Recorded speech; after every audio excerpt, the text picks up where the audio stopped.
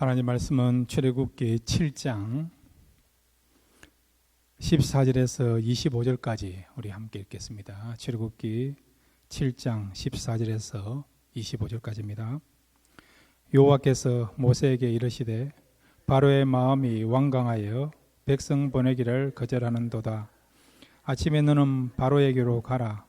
보라, 그가 물 있는 곳으로 나오리니 너는 나일강 강가에 서서 그를 맞으며 그 뱀되었던 지팡이를 손에 잡고 그에게 이르기를 히브리 사람의 하나님 여호와께서 나를 왕에게 보내어 이르시되 내 백성을 보내라. 그러면 그들이 광야에서 나를 섬길 것이니라 하였으나 이제까지 내가 듣지 아니하도다. 여호와가 이같이 이르노니 내가 이로 말미암아 나를 여호와인 줄 알리라. 볼지어다 내가 내 손의 지팡이로 나일강을 치면 그것이 피로 변하고 나일강의 고기가 죽고 그 물에서는 악취가 나니라. 애굽 사람들이 그 강물 마시기를 싫어하리라 하라. 여호와께서 또 모세에게 이르시되 아론에게 명령하기를 내 지팡이를 잡고 내 팔을 애굽의 물들과 강들과 운하와 못과 모든 호수 위에 내밀라 하라. 그것들이 피가 되리니 애굽 온 땅과 나무 그릇과 돌 그릇 안에 모두 피가 있으리라. 모세와 아론이 여호와께서 명령하신 대로 행하여 바로와 그의 신하의 목전에서 지팡이를 들어 나일강을 치니 그 물이 다 피로 변하고 나일강의 고기가 죽고 그 물에서는 악취가 나니 애굽 사람들이 나일강 물을 마시지 못하며 애굽 온 땅에는 피가 있으나 애굽 요술사들도 자기들의 요술로 그와 같이 행함으로 바로의 마음이 완악하여 그들의 말을 듣지 아니하니 여호와의 말씀과 같더라. 바로가 돌이켜 궁으로 들어가고 그 일에 관심을 가지지도 아니하였고 애굽 사람들은 나일강 물을 마실 수 없으므로 나일강가를 두루 파서 마실 물을 구하였더라. 여호와께서 나일강을 치신 후 이래가 지나니라. 아멘. 다시 기도하시겠습니다. 하나님, 이 밤에도 영의 양식을 구하고자 이 자리에 왔습니다. 세상에서 얻을 수 없는 하늘로부터 우리에게 내려지는 신령한 영의 양식을 공급받는 복된 시간 되게 하옵소서. 영이 살면 육이 살고 또 우리의 모든 부분들이 살아 움직이게 될 줄로 믿사오니 오늘 말씀을 통해서 다시 한번 영적으로 소생함을 경험하는 복된 시간 될 수 있도록 말씀 가운데 역사해 주옵소서. 예수님의 이름으로 기도드렸습니다. 아멘. 할렐루야. 이 밤의 말씀을 통해서 영의 양식을 공급받음으로 다시 영적으로 더 충만해서 세상을 이기며 살아갈 수 있는 저와 여러분 되시기를 바랍니다. 오늘 본문의 내용은 지난주에는 첫 번째 바로 앞에서 이적을 행했고 오늘은 이제 첫 번째 재앙에 관한 내용이에요. 자, 여러분, 모세가 애굽 땅에 행했던 재앙이 있죠. 몇 가지 재앙입니까? 10가지 재앙, 10가지 재앙. 여러분, 그 10가지 재앙 가운데 첫 번째 재앙이 나와 있습니다. 우리가 요한계시록 보면 말세 때 하나님께서 이 세상을 이제 심판하시는 가운데 재앙을 내리시는데 7인 재앙, 7 나팔 재앙, 7 대접 재앙이 이 땅에 임하게 됩니다. 자, 그런데 이미 오늘 이 출애굽기에 나타나 있는 물이 변하여 피가 되는 이 재앙은요, 요한계시록에도 나오는 재앙이에요. 또 앞으로 우리가 살펴볼 이 출애굽기에 나타난 이 재앙은요, 말세 때 7재앙으로, 7인 재앙으로, 7 나팔 재앙으로, 7 대접 재앙 가운데 있는 또 재앙이라는 거예요. 모세와 사도 요한은 1500년의 간격이 있습니다. 그럼에도 불구하고 이 출애굽기에 나타난 재앙이 앞으로도 우리에게 나타난다는 것을 말씀해 주고 있어요.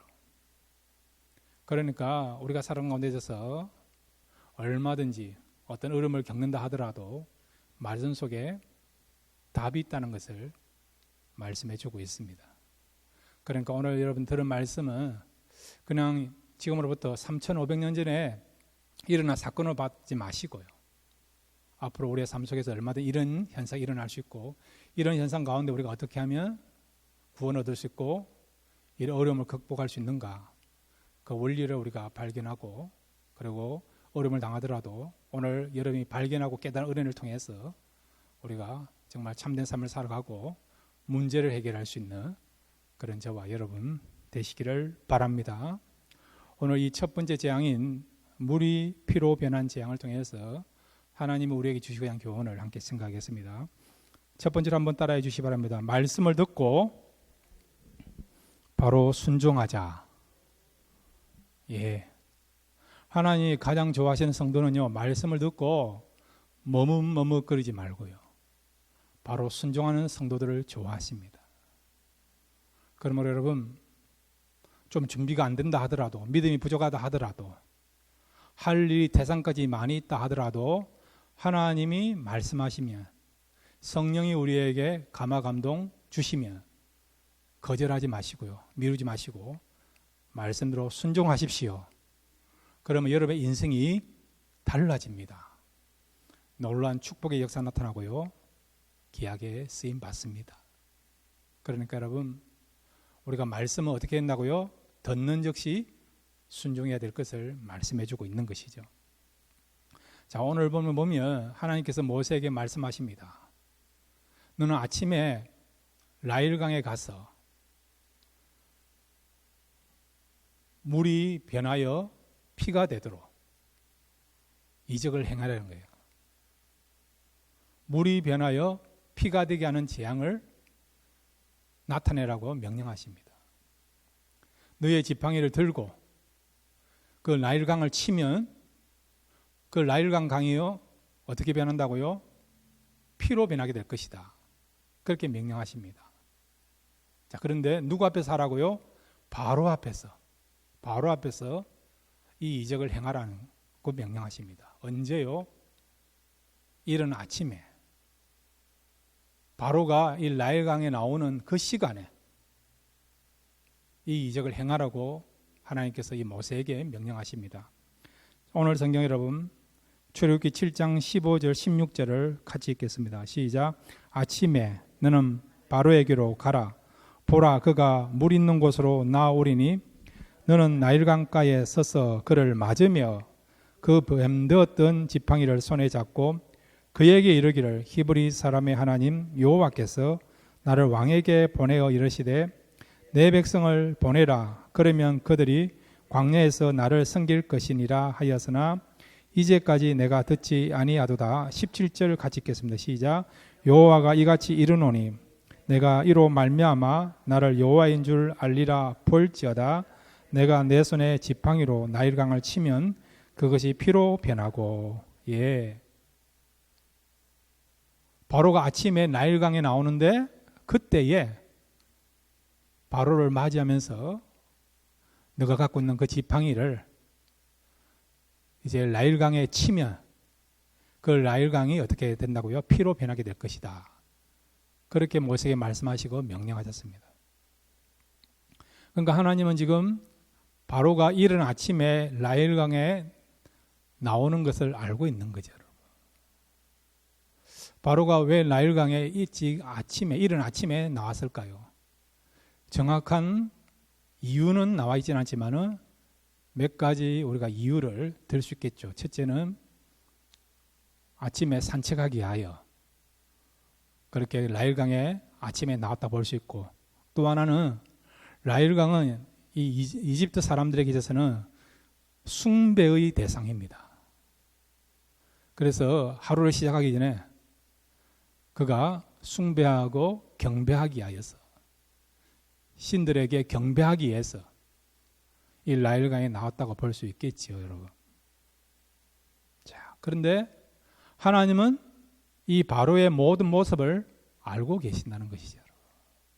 성도들의 그런 모습만 알고 있는 것이 아니라 안 믿는 사람들의 생각과 삶을 다 알고 계신다는 거죠. 알고 계시니까 모세에게 지금 바로가 언제 나올 것인가, 무엇을 할 것인가를 알려주고 있는 것입니다. 그러게 여러분, 하나님은 모든 것을 아십니다. 저와 여러분의 마음과 생각과 삶을 아시는 것뿐만 아니라 불신자들의 그런 생각과 삶, 행동도 다 아십니다.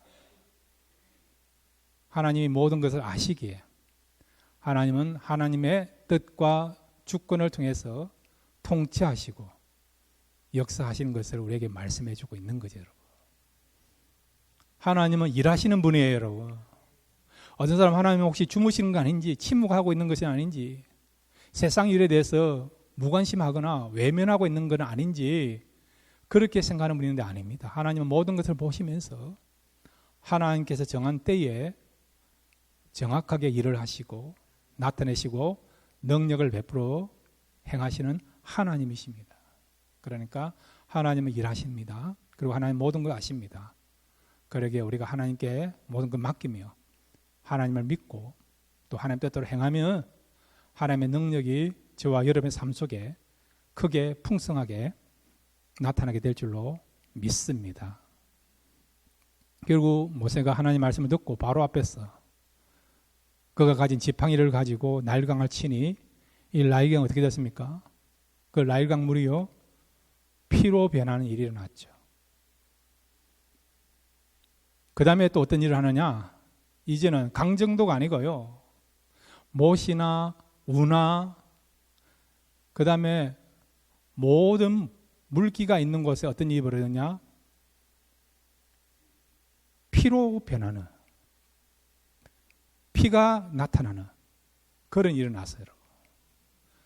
강 정도가 아니고요, 못이라든지 운하라든지 계곡이든지 연못이든 간에 심지어는 집안에 저장한 그 물에도 어떻게 해요? 피가 임하는, 피로 변하는 그런 일이 일어났습니다. 자, 19절 말씀을 같이 읽겠습니다. 시작. 여호와께서 또 모세에게 이르시되 아론에게 명령하기를 내 지팡이를 잡고 내 팔을 애굽의 물들과 강들과 운하와 목과 모든 호수 위에 내밀라 하라. 그것들이 피가 되리니 애굽 온 땅과 나무 그릇과 돌 그릇 안에 모두 피가 있으리라. 아멘. 모세가 한 것입니까? 하나님이 한 것입니까? 하나님이 한 거죠. 모세가 한 것은 무엇입니까? 말씀대로 순종한 것밖에 없어요, 여러분. 여러분, 기적은 멀리 있는 것이 아니라 우리가 말씀대로 순종하면 우리의 삶 속에 기적이 나타나게 될 줄로 믿습니다. 여러분들도 기적을 체험하는 사람이 되고 또 하나님의 능력을 통해서 기적을 나타내는 그런 주의 사람이 될 줄로 믿습니다. 베드로와 요한이 성전에 올라가는 가운데 날 때부터 안전뱅이를 만났죠. 그 안전뱅이를 고쳤잖아요. 어떻게 고쳤습니까? 베드로의 능력을 고쳤습니까? 아니지 않습니까? 은과 금은 내게 없지만은 내게 있는 것으로 너에게 주노니 곧 나사렛 예수의 이름으로 명하노 일어나 걸어라. 주님의 이름을 선포했더니 주님의 이름을 의지하여서 담대하게 복음을 증거했더니 능력이 나타나서 날 때부터 안전뱅이 된 사람이 걷는 것을 알고 있지 않습니까? 그러니까 우리가 말씀대로 선포하시고 말씀대로 우리가 부르짖고 기도하고 그리고 또한 나타내면 얼마든지 하나님의 능력이 우리의 삶을 통해서 우리의 고백을 통해서 우리의 믿음을 통해서 나타난다는 것을 말씀해 주고 있는 것입니다. 모세의 위대함은 뭐냐? 하나님 말씀 믿고 순종했다는 거죠. 될까 안 될까? 안 되면 실패하잖아요. 창피당하고 무시당하고 거절감 받을 수 있는 거 아닙니까? 뭐 저런 인간이 있는가? 큰 소리 치놓고 아무것도 없네. 그렇게 될 수도 있지 않습니까? 사람들이 왜 행동하지 않습니까? 실패하면 거절감 당하고 또 무시당하니까 그런 거절감 때문에 우리가 때로는 복음도 안 전하고 선포도 못하는 경우 있지 않습니까? 여러분, 되고 안 되고는 우리가 하는 게 아니고 하나님이 하십니다. 하나님을 믿고 하나님의 능력을 믿고 선포하시면 하나님이 원하시는 때라고 한다면 얼마든지 우리의 생각과 상상을 뛰어넘어서 하나님의 능력의 역사가, 기적의 역사가 나타나게 될 줄로 믿습니다. 모세는 하나님 말씀 믿고 나일강을 어떻게 해요? 지팡이를 치니까 나일 강물이 어떻게 해요? 피로 변하고 이제 운하나 연못이나 호수에게 심지어는 집안에 있는 물들을 향하여서도 어떻게 해요? 하나님 말씀하신 대로 그 지팡이를 내밀었더니 다 피로 변하는 역사가 일어났죠. 자, 그러면 바로가 이 정도 되면 어떻게 됩니까? 항복해야 되는 거 아닙니까? 나일강은 어떤 강입니까? 그들에게는 신적인 존재, 신같이 여기는 그런 강이 나일강 아닙니까? 그런데 그 나일강이요 지금 어떻게 됐습니까? 피가 된 거예요. 피가 된 거예요. 무용지물이 되게 된 것입니다. 그리고 나일강에 여러분 여러 가지 어떤 생물들이 살고 있지 않습니까? 그들은 다 신들이에요. 신들. 나일강 어떤 의미에서는 신들의 그런 어떤 백과사와 같은 종합병원과 같은 것이 나일강이에요. 나일강 여러분. 그들이 정말 진짜 신이라고 한다면 물이 피로 변환되어서 어떻게 해요? 가만히 두어서는 안 되는 거죠 여러분. 하나님을 대항해서 싸워가지고 끝까지 피가 되지 않도록 막아야 되는 거 아닙니까? 근데 하나님이 역사하실 때 나일강에 있는 애굽 사람들이 신으로 여기는 그 어떤 신들도 하나님을 대항할 수 없고요.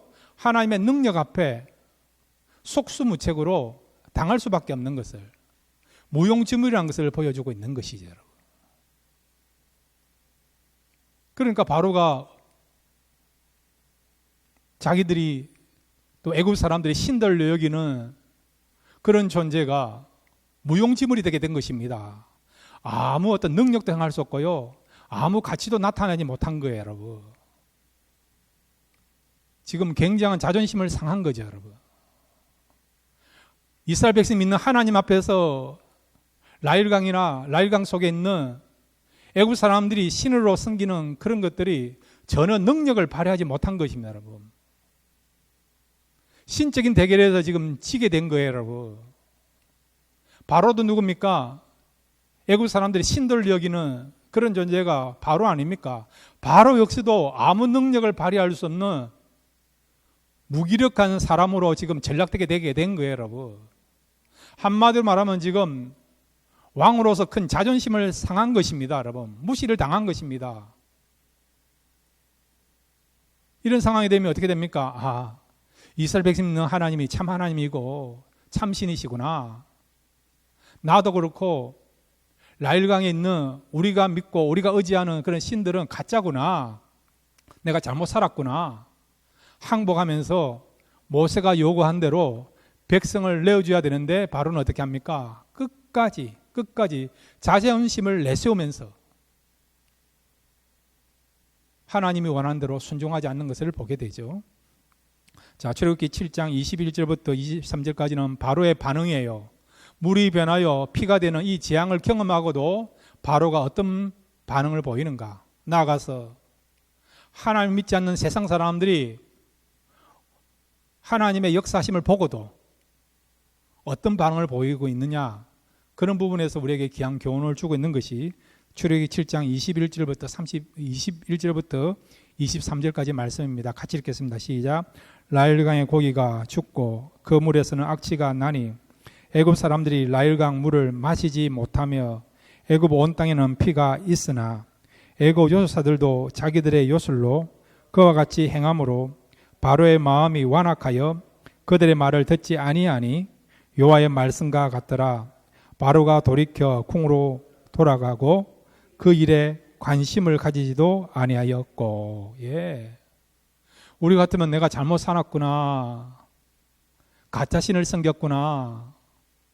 모세의 말을 무시했더니 이런 낭패를 당했구나. 이런 어려움을 당했구나. 지금이라도 우리가 마음을 돌이켜서 하나님을 섬기고 하나님 뜻대로 행해야 되는데 모세는 누굽니까? 바로는 그렇게 하지 않았다는 거죠. 오히려 애굽의 마술사들을 불러가지고요. 요술을 행하도록 한 거죠, 여러분. 근데 이 애굽의 요술사들도 모세가 행한 이적을 흉내를 냈습니다. 그런데 그들이 정말 믿고 있는 신이 진짜 신이라고 한다면 어떻게 해요? 물이 변하여 피가 되게 하는 게 아니고 피가 된 것을 다시 물로 돌려야 되는 거 아닙니까? 그렇지 않습니까? 진짜 애굽을 이해한다면 애굽의 백성들이 살 수 있는 길을 열어준다면 어떻게 됩니까? 지금 애굽의 모든 강들이나 모든 물줄기들이 피로 변한 거거든요.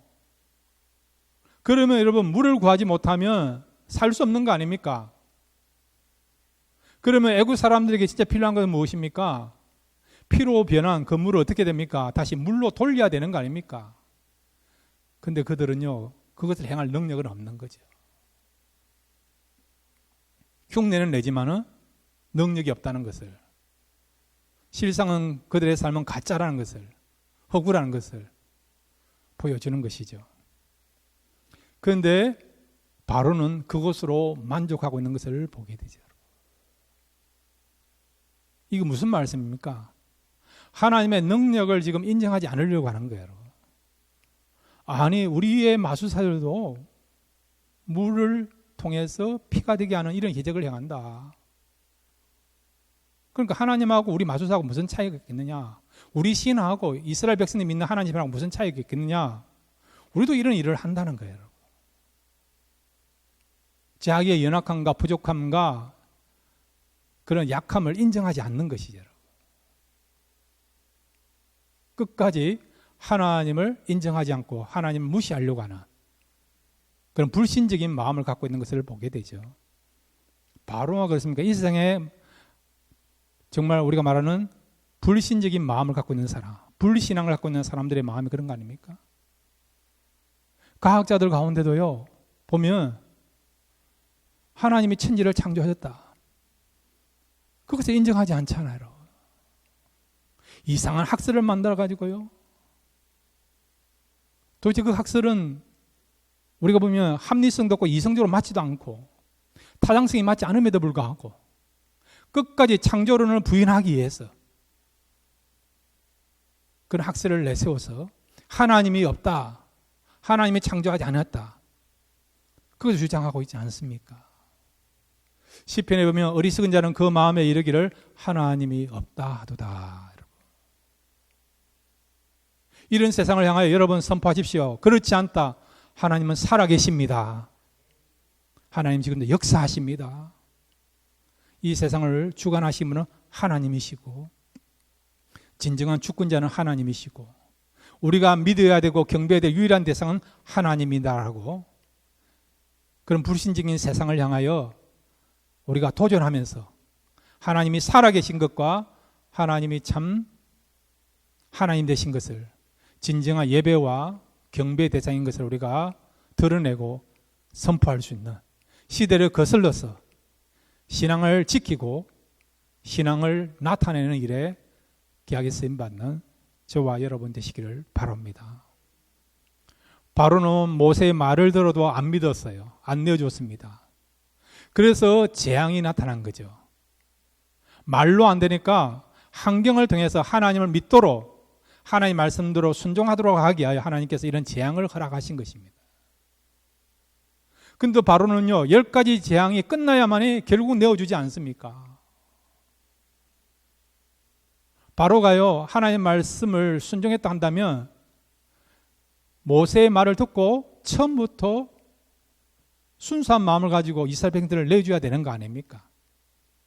근데 하나님 말씀을 믿지 않고 불순종하니까 그래서 10가지 재앙이 필요하게 되게 된 것이죠, 여러분. 바로만 그런 것이 아니고요. 오늘 이 세상의 사람들 가운데 대부분 그렇습니다. 하나님을 믿지 아니하니까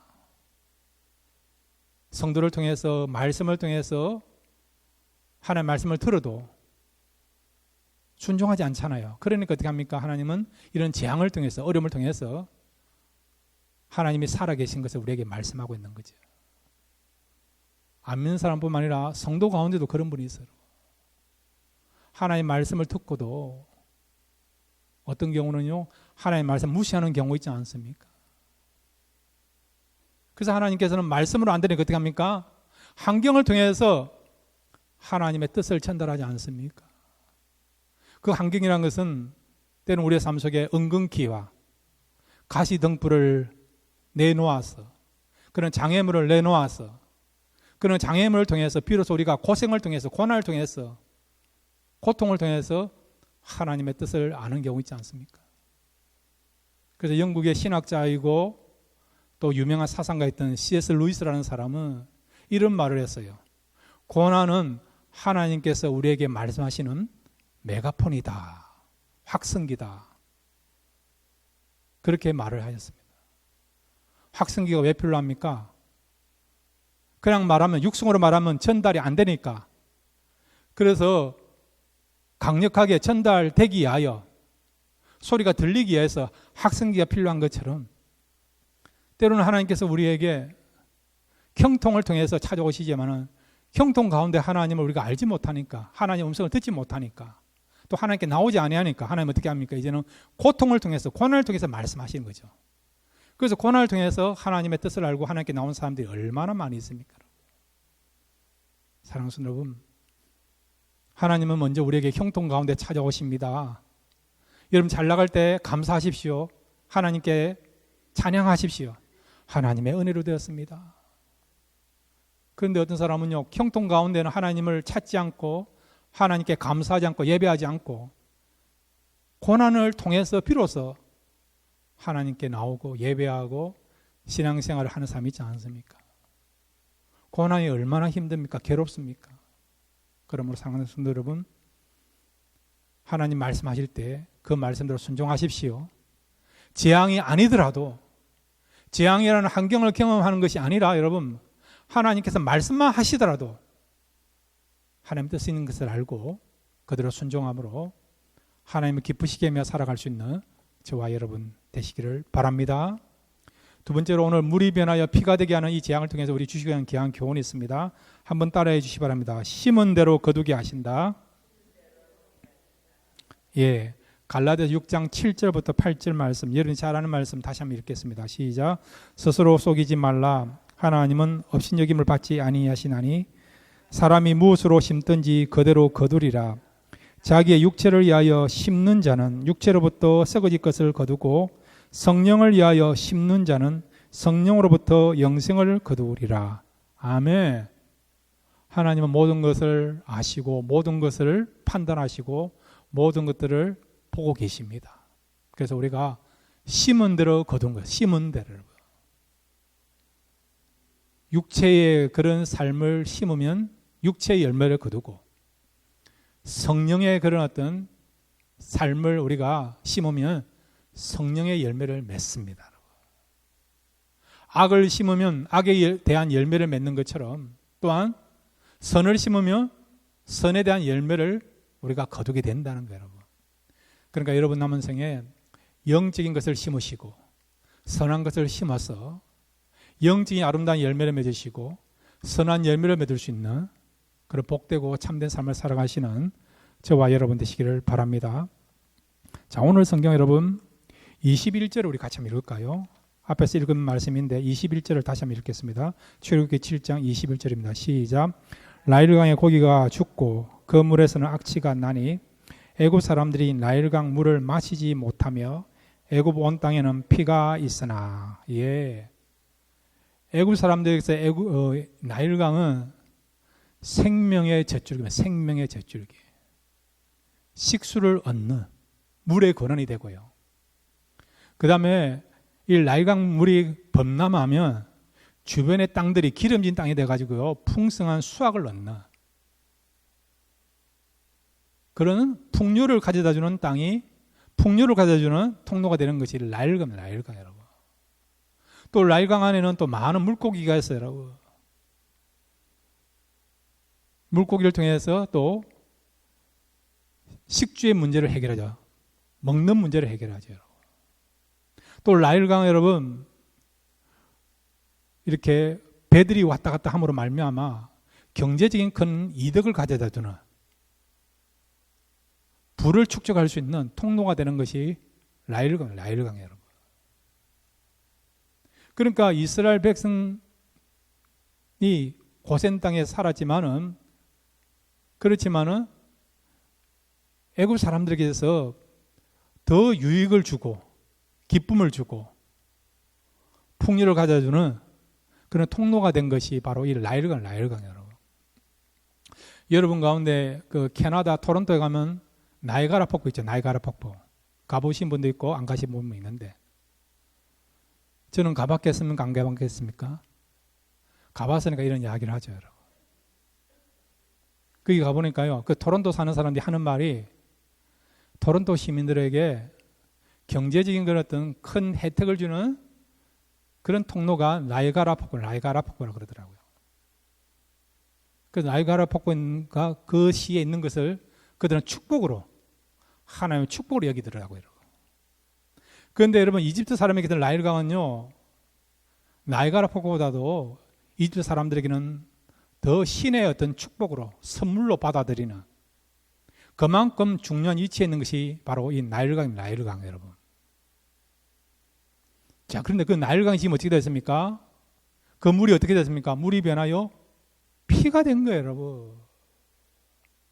고기들이 죽는 거죠. 고기들이 죽으니까 시체가 썩지 않습니까? 악취가 나지 않습니까? 그 물을 여러분 식수로 삼는데 물을 마시지 못하는 거죠, 여러분. 생명의 근원이 되고 풍요의 근원이 되었던 이 나일강이 강력한 축복의 통로가 됐던 나일강이 어떻게 됩니까? 축복의 통로가 아니고 저주의 상징이 되는 거예요. 저주의 상징이라고. 이제 나일강의 슬픔과 절망과 고통을 당하는 것이죠, 여러분. 왜 이런 일이 일어났을까요?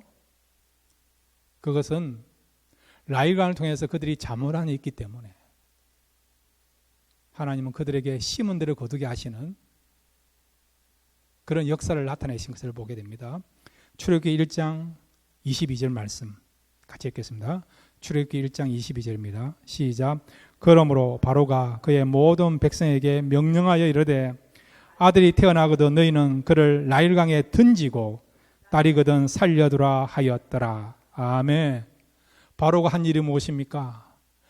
애굽 사람들 가운데 애굽 사람들 가운데 이스라엘 사람들이 사는데 시간이 지나면 지날수록 이스라엘 사람들이 더 강성해지고 하니까 이들이 강성해지면 어느 날 혁명을 일으켜서 애굽 사람들을 몰아내고 그들이 이 나라를 차지할 것 같으니까 애굽 사람들이 이제 이스라엘 사람들에 대하여 두려움을 느꼈어. 어떻게 합니까?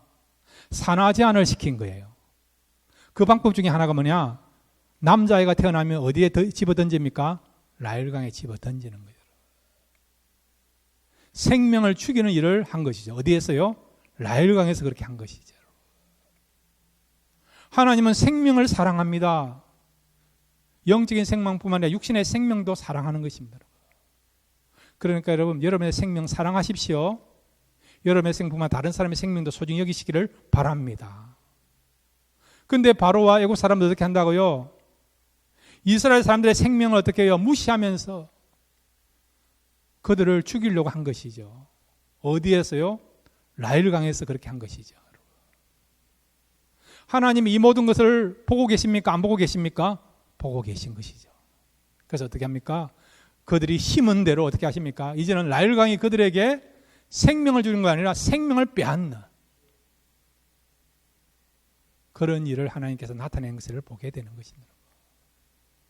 그러면 사랑하는 여러분, 우리 남은 생에 심은 대로 거두는 역사가 나타나는 것을 알고 남은 아름다운 것을, 선한 것을, 또 하나님이 원하시고 기뻐하신 것을 심을 수 있는 저와 여러분 되시기를 바랍니다. 그 다음에 여러분, 세 번째로 오늘 물이 변하여 물이 변하여 피가 되게 하는 이 이적을 통해서 우리 주시고 하는 귀한 교훈이 있습니다. 한번 따라해 주시기 바랍니다. 재앙 가운데도 살 길은 있다. 예. 오늘 성경 7장, 출애굽기 7장 24절을 같이 읽겠습니다. 시작. 애굽 사람들은 나일강 물을 마실 수 없으므로 나일강가를 두루 파서 마실 물을 구하였더라. 아멘. 자, 여러분, 나일강 물 그 자체는 지금 마실 수 없습니다. 집안에 저장해 둔, 준비해 둔 물도 마실 수가 없어요. 다 피가 되어 있으니까. 그런데 그들에게 있어서 살 수 있는 길이 어디에 있습니까? 땅에 있는 물을 파는 거죠. 우물이나 지하수를 끌어올리면 살 수 있는 거죠. 그러니까 하나님께서 물들이 변하여 피가 되게 하셨는데 우물물이나 지하수물은 어떻게 해요? 그들이 마실 수 있도록 보존해 주었다는 거죠. 살 길을 열어주었다는 것입니다. 여러분. 우리가 요한계시록의 8장 8절을 보면 일곱 나팔 재앙 가운데 두 번째 재앙이 바다가 피로 변하는 재앙이에요.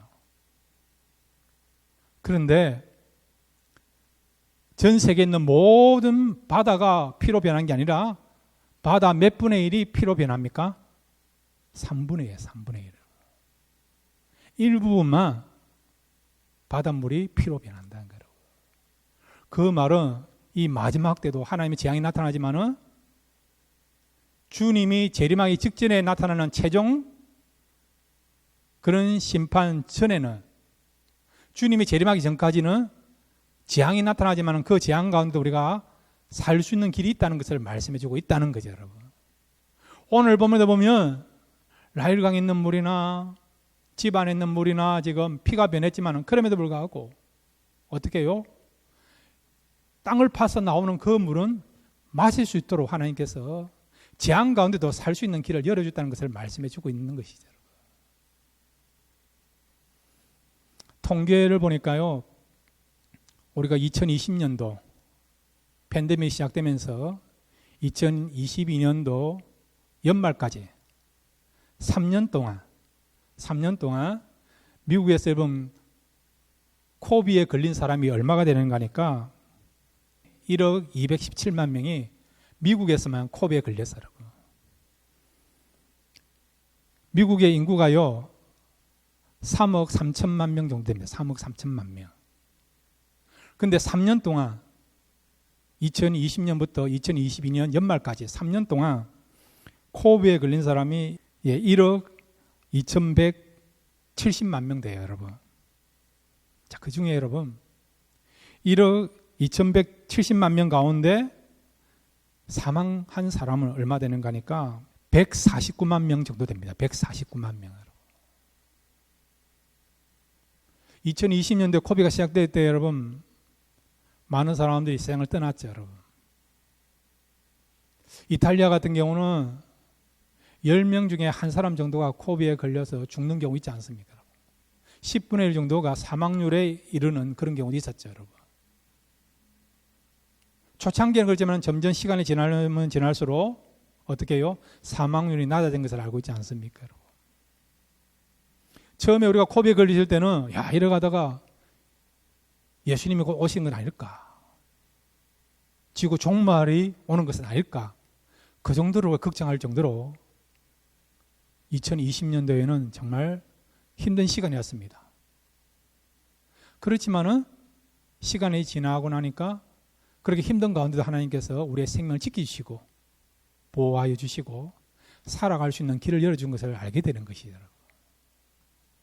그러니까 여러분 지금 첫 번째 재앙인 물이 변해서 피가 되는 이 재앙으로 인해서 라일강에 그런 물줄기가 피로 변함으로 말미암아 살아갈 수 없는 그런 상황이지만 그럼에도 불구하고 하나님은 이 재앙 가운데도 사람들이 살 수 있도록 땅을 파서 나오는 물은 마실 수 있도록 길을 열어주셨다는 것이죠. 이 말씀은 우리가 앞으로 살아가는 데 재앙이 나타날 거예요. 그럼에도 불구하고 하나님은 얼마든지 그 재앙 가운데도 살아갈 수 있도록 길을 열어주시고 은혜를 베풀어 주시고 또 우리의 생명을 지켜준다는 것을 말씀해 주고 있습니다. 그러므로 사랑하는 성도 여러분, 재앙 가운데도 살 길 있는 것을 알고 날마다 하나님을 바라보고 의지하며 살아갈 수 있는 저와 여러분 되시기를 주님의 이름으로 축원드립니다.